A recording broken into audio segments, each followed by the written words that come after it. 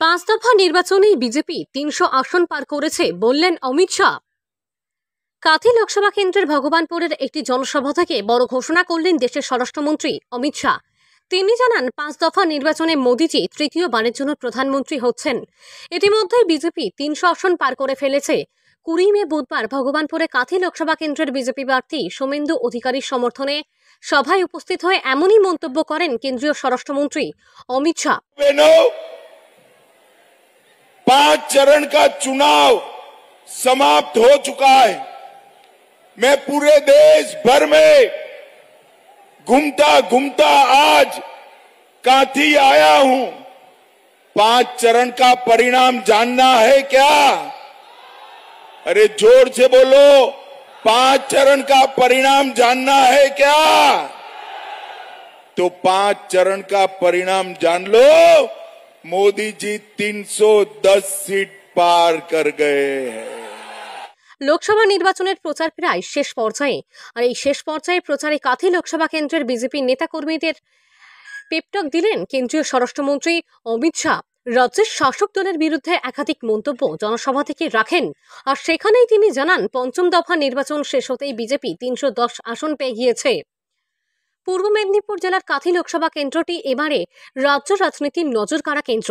কারণ এই লোকসভা কেন্দ্রে বিজেপি প্রার্থী রাজ্যের বিরোধী দলনেতার শুভেন্দু অধিকারীর ভাই সৌমেন্দু অধিকারী। ফলে এই কেন্দ্রটি জয়ের জন্য পুরো দমে ঝাঁপিয়েছে বিজেপি নেতাকর্মীরা। আর বিজেপি নেতাকর্মীদের মনোবল বাড়াতে এদিন কাঁথি লোকসভা কেন্দ্রের ভগবানপুর এলাকায় জনসভা করেন স্বরাষ্ট্রমন্ত্রী অমিত শাহ। एक SMS मिला कि अपने शुभेंदु दा के घर पर पुलिस ने रेड करी है। अरे ममता दीदी, हम भाजपा वाले हैं, आपकी पुलिस से नहीं डरते।